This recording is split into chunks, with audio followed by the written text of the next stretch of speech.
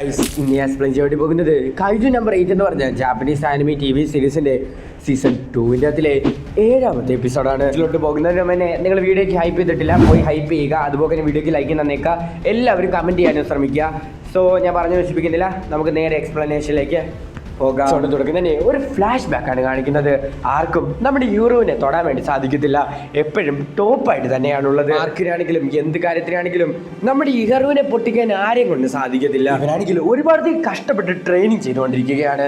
So ഇവനാണെങ്കിൽ ഒരുപാട് strong ആയിട്ട് ഷിനോമിയുടെ ഒക്കെ പോലെ തന്നെ ഒരുപാട് പവർഫുൾ ആയി അവരോട് ഫൈറ്റ് ചെയ്യുന്നതിന്റെ അത്ര ആകുമെന്നാണ് ഇവൻ പറയുന്നത്. കാണിക്കുന്നത് റെനോന്റെ ശരീരത്തിലേക്ക് കൈജു നമ്പർ 6ന്റെ പവർ കൊടുക്കുന്ന രംഗമാണ്. കാര്യങ്ങളൊക്കെ ആണെങ്കിൽ നമ്മുടെ ഇഹാർ നോക്കിക്കൊണ്ടിരിക്കുകയാണ്. തന്നെ ആ എക്സ്പെരിമെന്റ് ഫെയിൽ ആകുകയാണ്. സോ അവൻ മയങ്ങി താഴെ വീഴുകയാണ്. ആൾക്കാരും അവനെ എടുത്തുകൊണ്ട് പോകുന്ന സമയത്ത് നമ്മുടെ ഇഹാറു മനസ്സിൽ വിചാരിക്കുകയാണ് ഇവന് പ്രശ്നങ്ങളൊന്നും പറ്റില്ല എന്ന്. തന്നെ അവന് ദേഷ്യം വരുന്നത് പോലത്തെ എന്തോ രീതിയിലോട്ട് അവൻ മാറുന്നുണ്ട്. പിന്നീട് കാണിക്കുന്നത് ഒരു കൈജു അറ്റാക്ക് ആണ്. സോ ആ സ്ഥലത്തിലേക്ക് ഒരുപാട് കൈജൂസ് വരുന്നത് കൊണ്ട് തന്നെ അവിടെയുള്ള ആൾക്കാരെ എല്ലാവരെയും വേറെ സ്ഥലത്തിലേക്ക് ഇവാക്യുവേറ്റ് ചെയ്യുകയാണ്. ആ കൈജുവിനെ ആക്രമിക്കാൻ വേണ്ടി ഡിഫൻസ് ഫോഴ്സ് റെഡി ആയിട്ട് നിൽക്കുകയാണ്. കാണിക്കുന്നത് റെനോന്റെ ക്യാപ്റ്റൻ ആയിട്ടുള്ള ഒത്താക്കുനെയാണ്. ഞാൻ പറയുന്നത് പോലെ നീയൊക്കെ അങ്ങ് കേട്ടാ മതി. നിന്നെ ടെസ്റ്റ് ചെയ്യാൻ വേണ്ടി പോവുകയാണ്. നിനക്ക് ആ വെപ്പൺ ഉപയോഗിക്കാൻ പറ്റുന്ന രീതിയിലാണോ നീ ഉള്ളതെന്ന്. കൈജുവിനെ തോൽപ്പിക്കാൻ വേണ്ടി സാധിച്ചിട്ടില്ലെങ്കിൽ ഞാൻ തന്നെ കളിക്കളത്തിലേക്ക് ഇറങ്ങി അതിനെ ഇല്ലാതാക്കുന്നതായിരിക്കും. നിനക്ക് ഞാൻ 10 മിനിറ്റ് സമയം തരാം, അതിനുള്ളിൽ തന്നെ നീ ആ കൈജുവിനെ ഇല്ലാതാക്കേണ്ടതായിരിക്കും. ആ വെപ്പൺ യൂസ് ചെയ്യാൻ നീ വൃത്തിയാണോ അല്ലയോ എന്ന് ഞാൻ നോക്കാൻ വേണ്ടി പോവുകയാണ്. ക്യാപ്റ്റൻ ഒത്താക്കു മനസ്സിൽ വിചാരിക്കുകയാണ് യൂസ് ചെയ്യണമെന്ന് പറയുന്നതൊക്കെ വെറും ചില്ലർ കാര്യം മാത്രമല്ല, വളരെയധികം ഡേഞ്ചറസ് ആയിട്ടുള്ള ഒരു കാര്യമാണ്. സോ അതുകൊണ്ട് തന്നെ അവൻ എന്തെങ്കിലും മിസ്റ്റേക്ക് ചെയ്താൽ ഉറപ്പായിട്ടും അവന് മരണം വരെ സാധിക്കാൻ സാധ്യതയുണ്ട്. ഇപ്പൊ എന്തെങ്കിലും പ്രശ്നം വന്നാൽ ഞാൻ തന്നെ കളിക്കളത്തിലേക്ക് ഇറങ്ങും. റെനോ, നിന്റെ മുന്നിൽ നിൽക്കുന്ന കൈജുവിന്റെ പവർ 88 ആണ്. ഹാൻഡിൽ ചെയ്യാൻ പറ്റുന്നതിന്റെ അത്ര ഹാൻഡിൽ ചെയ്യും. എന്തെങ്കിലും പ്രശ്നമുണ്ടെങ്കിൽ ഞാൻ തന്നെ വന്നോളാം. തന്നെ നമുക്ക് കാണാം നീ ആ വെപ്പൺ യൂസ് ചെയ്യാൻ വൃത്തിയാണോ അല്ലയോ എന്ന്. തന്നെ മിഷൻ സ്റ്റാർട്ട് ചെയ്യുകയാണ്. നമ്മുടെ റെനോ ആണെങ്കിൽ വളരെയധികം സ്പീഡിൽ തന്നെ ആ കൈജുവിന്റെ അടുത്തേക്ക് പോവുകയാണ്. ചിക്കാവയും റെനോന്റെ അടുത്ത് തന്നെ എത്തണമെന്ന് പറഞ്ഞിട്ട് അവനും വളരെയധികം സ്പീഡിൽ ാണ്. സമയത്ത് തന്നെ നമ്മുടെ റെനോ ഇതിനു മുമ്പ് ക്യാപ്റ്റൻ പറഞ്ഞ കാര്യം ചിന്തിച്ചു നോക്കുകയാണ്. 10 നിമിഷം മാത്രം ആ വെപ്പൺ യൂസ് ചെയ്യാൻ വേണ്ടി തരും, അതിനുള്ളിൽ തന്നെ നിന്നെ കൊണ്ട് ചെയ്യാൻ പറ്റുന്ന കാര്യം എന്നെ ചെയ്ത് കാണിക്കുക. ഞാനിത് കറക്റ്റ് ആയിട്ട് തന്നെ യൂസ് ചെയ്തതുമായിട്ട് നമ്മുടെ റെനോ ആണെങ്കിൽ കൂടെ പോയി ടാർഗറ്റ് ചെയ്തിട്ട് ആ കൈജുവിനെ ആക്രമിക്കാൻ വേണ്ടി ശ്രമിക്കുകയാണ്. എന്നാൽ അവന്റെ ടാർഗറ്റ് മൊത്തത്തിൽ തന്നെ ഫെയിൽ ആയി പോവുകയാണ്. സമയത്ത് തന്നെ നമ്മുടെ റെനോയ്ക്ക് കൈജുവിന്റെ അടി കിട്ടുവാടാന്ന് പറഞ്ഞ് നോക്കിയിരിക്കുന്ന സമയത്ത് നമ്മുടെ റെനോന്റെ ടീമേറ്റ്സ് അങ്ങോട്ട് വരികയാണ്. ആ കൈജുവിനെ നിർത്താതെ അവർ വെടിവെച്ചുകൊണ്ടിരിക്കുകയാണ്. സമയത്ത് തന്നെ നമ്മുടെ റെനോ ചാടി ആ കൈജുവിന്റെ മുകളിലേക്ക് വന്നിട്ട് അവന്റെ കയ്യിലുണ്ടായിരുന്ന ഗണ്ണ് യൂസ് ചെയ്ത് ആക്രമിച്ച് അതിനെ ഐസാക്കി അതിന്റെ കോറ് തന്നെ പൊട്ടിച്ചു കളയുകയാണ്.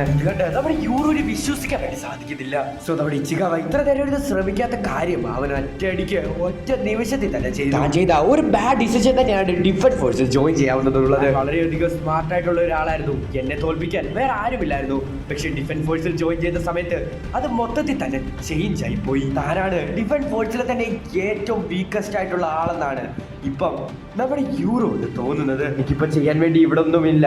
തൻ്റെ ഫ്രണ്ട്സൊക്കെ തന്നെക്കാട്ടിൽ മുന്നിലാണ് ഇപ്പോൾ ഉള്ളത്. അതുകൊണ്ട് തന്നെ തൻ്റെ ഫ്രണ്ട്സൊക്കെ തന്നെ വിട്ടിട്ട് പോകുന്നത് പോലാണ് നമ്മുടെ യൂറോയ്ക്ക് ഇപ്പം തോന്നുന്നത്. ഈ കാര്യങ്ങളൊക്കെ വളരെയധികം വിഷമത്തോടെ അവൻ ചിന്തിച്ചുകൊണ്ടിരിക്കുന്ന സമയത്ത് തന്നെയായിരുന്നു ഒരു കൈജു അവനെ അടിച്ച് തറയിലിടുന്നത്. സമയത്ത് തന്നെ നമ്മുടെ ക്യാപ്റ്റൻ ഒട്ടാക്കോ അവരോട് പറയുകയാണ്, ഒരു ചെറിയ കൈജുവിനെ പോലും നിനക്ക് ആക്രമിക്കാൻ വേണ്ടി സാധിക്കുന്നില്ല, ഇത് വളരെയധികം പത്തന്റിക് ആണ്. സമയത്ത് തന്നെ അവനെ ആ കൈജു ആക്രമിക്കാൻ വേണ്ടി വരികയാണ്.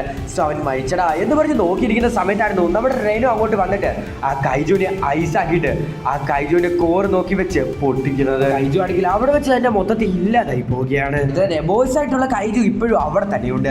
സോ ആ കൈജുവിനെ ഇല്ലാതാക്കാൻ വേണ്ടി നമ്മുടെ റെനോ ആണെങ്കിൽ തന്റെ സൂട്ടിന്റെ 45% കോമ്പാക്ട് പവർ അൺലോക്ക് ചെയ്യുകയാണ്. തന്നെ നമ്മുടെ റെനോ എന്തോ രീതിയിലുള്ള പ്ലാനിങ് ചെയ്തിട്ട് ആ കൈജുവിനെ ആക്രമിക്കാൻ വേണ്ടി ആ കാട്ടിലോട്ട് എടുത്ത് ചാടുകയാണ്. കൈജു ആണെങ്കിൽ ക്യാപ്റ്റനൊക്കെ ഇരിക്കുന്ന സ്ഥലത്തിലേക്ക് ആക്രമിക്കാൻ വേണ്ടി സ്റ്റാർട്ട് ചെയ്തിട്ടുണ്ടായിരുന്നു. നേരം നമ്മുടെ റെനോ ആണെങ്കിൽ മാസ് ആയിട്ട് തന്നെ ആ കൈജുവിനെ ഒന്ന് തൊടുകയാണ്. സോ ആ തൊടുന്ന സ്ഥലം മുഴുവനും ഐസ് ആയിട്ട് മാറുകയാണ്. എല്ലാ ആൾക്കാരും വളരെയധികം ആശ്ചര്യത്തോടാണ് ഇതെല്ലാം നോക്കി കാണുന്നത്. നമ്മുടെ റെനോയ്ക്ക് ഒരു കാര്യം മനസ്സിലാക്കുകയാണ്, ഇത് ചെറിയ കൈജുവിനെ പോലെയല്ല, ഈ കൈജുവിന്റെ സ്കിന്നൊക്കെ ഒരുപാടധികം ഹാർഡാണ്. അതുകൊണ്ട് തന്നെ എനിക്ക് ഇനി എനർജി റിലീസ് ചെയ്യണമെന്ന് പറഞ്ഞിട്ട് 48% എനർജി റിലീസ് ചെയ്യുകയാണ്. സയന്റിസ്റ്റ് ഒക്കെ ക്യാപ്റ്റൻ ഒട്ടാക്കോനോട് പറയുകയാണ് ഇവ യുദ്ധം ചെയ്തതനുസരിച്ച് ഇവന്റെ പവർ കൂടിക്കൊണ്ടിരിക്കുകയാണെന്ന്. നമ്മുടെ റെനോ ആണെങ്കിൽ കൈജുവിന്റെ നേരെ ഒരു അറ്റാക്ക് ചെയ്തിട്ടുണ്ടായിരുന്നു. അറ്റാക്ക് ചെയ്തതിന്റെ പവർ പോരാ എന്ന് പറഞ്ഞിട്ട് നമ്മുടെ റെനോ വീണ്ടും പവർ റിലീസ് ചെയ്യുകയാണ്. റെനോ വീണ്ടും കൈജുവിനെ ആക്രമിക്കാൻ വേണ്ടി റെഡി ആവുകയാണ്. ഈ കാര്യങ്ങളെല്ലാം കണ്ടുകൊണ്ടും കേട്ടുകൊണ്ട് വരുന്ന എന്നാണ് നമ്മുടെ ക്യാപ്റ്റൻ ഒട്ടാക്കു അത്രയ്ക്ക് ഹാപ്പി അല്ല. അതിന്റെ ആ കൈജു ആണെങ്കിൽ തന്റെ ഫോം ചേഞ്ച് ചെയ്തുകൊണ്ടിരിക്കുകയാണ്. എന്റെ ശരീരത്തിൽ ഇപ്പൊ സ്പൈക്ക് പോലത്തെ എന്തോ ഒരു സാധനമൊക്കെ വന്നിട്ടുണ്ട്. എന്റെ ഫ്രണ്ട്സിനെ എല്ലാവരും രക്ഷിക്കണം. കാഫ്ക, എനിക്ക് നിങ്ങളെയും രക്ഷിക്കണം. കാരണം എന്റെ ഒരു ഫ്രണ്ട് ബുദ്ധിമുട്ടരുത്. നമ്മുടെ റെനോ അവന്റെ പവർ വീണ്ടും റിലീസ് ചെയ്യുകയാണ്. അവന്റെ കണ്ണൊക്കെ ഒരുപാടധികം ചുമക്കുന്നുണ്ട്. തന്നെ അവന് ഒരുപാടധികം പവർ കിട്ടുകയാണ്. സോ ആ പവർ യൂസ് ചെയ്തിട്ട് അവൻ ചാടി ആ കൈജുവിന്റെ ബാക്ക് സൈഡിലുള്ള മിക്ക സാധനങ്ങളും അവൻ ഡിസ്ട്രോയ് ചെയ്ത് കളയുകയാണ്. സമയത്ത് തന്നെ അവനെ നിരീക്ഷിച്ചുകൊണ്ടിരിക്കുന്ന സയന്റിസ്റ്റ് ഒക്കെ പറയുകയാണ് അവനിപ്പോൾ ഒരുപാടധികം പവർ കിട്ടിയിട്ടുണ്ട്. പക്ഷെ അവന്റെ ബ്ലഡ് പ്രഷറൊക്കെ വളരെയധികം ഇൻക്രീസ് ആയിക്കൊണ്ടിരിക്കുകയാണ്. അവന്റെ ആറിന് മേളിലുള്ള ബോൺസ് എല്ലാം പൊട്ടിയിട്ടുണ്ട്. ഇനി കൈജുവിനെ കൺട്രോൾ ചെയ്യാൻ വേണ്ടി സാധിക്കത്തില്ലെന്ന് തോന്നുന്നില്ലെന്ന് സയന്റിസ്റ്റ് ഒക്കെ പറയുകയാണ്. ക്യാപ്റ്റൻ ഒട്ടാക്ക പറയുകയാണ് നിങ്ങൾ ഒരു കാരണവശാലും പേടിക്കണ്ട, അവന്റെ സെൽസും കൈജുയുടെ സെൽസും നമ്മളിപ്പോ സിങ്ക് ആയിക്കൊണ്ടിരിക്കുകയാണ്. ഇമ്മസീവ് ആയിട്ടുള്ള പവറാണ് അവന്റെ ബോഡിയിലോട്ട് പൊക്കോണ്ടിരിക്കുന്നത്. അതുകൊണ്ട് തന്നെ അവന്റെ ബ്ലഡ് പ്രഷറും അതുപോലെ മസിൽസിനൊക്കെ ഒരുപാടധികം പവർ കിട്ടും. അവർക്ക് അവൻ മര്യാദയ്ക്ക് കൺട്രോൾ ചെയ്തിട്ട് വേണം അവൻ കൈജുവിന്റെ പവർ കൺട്രോൾ ചെയ്യേണ്ടത്. ട്രെയിനിങ്ങിന്റെ സമയത്ത് അവൻ ഇത്രയധികം എനർജീസ് റിലീസ് ചെയ്യാൻ വേണ്ടി സാധിച്ചിട്ടില്ലായിരുന്നു എന്ന് സയന്റിസ്റ്റ് പറയുന്ന സമയത്ത് ട്രെയിനിങ് വേറെ അതുപോലെ തന്നെ യുദ്ധം വേറെ. ഇതിന്റെ സമയത്ത് അവന് തന്നെ ഒരു റെസ്പോൺസിബിലിറ്റി ഉണ്ട്. സോ ആ റെസ്പോൺസിബിലിറ്റി യൂസ് ചെയ്തിട്ട് എല്ലാവരും പ്രൊട്ടക്ട് ചെയ്യാൻ വേണ്ടി അവൻ ശ്രമിക്കുകയാണ്. സ്വന്തമായിട്ട് തന്നെ അവന് ഒരുപാടധികം പവർ വേണമെന്ന് വിചാരിച്ചിട്ടാണ് അവൻ ഇപ്പൊ യുദ്ധം ചെയ്തുകൊണ്ടിരിക്കുന്നത്. കൈജുവിന്റെ പവർ കൺട്രോൾ ചെയ്യാതെ അവന് കൈജുവിന്റെ പവർ യൂസ് ചെയ്യാൻ വേണ്ടി സാധിക്കത്തില്ല.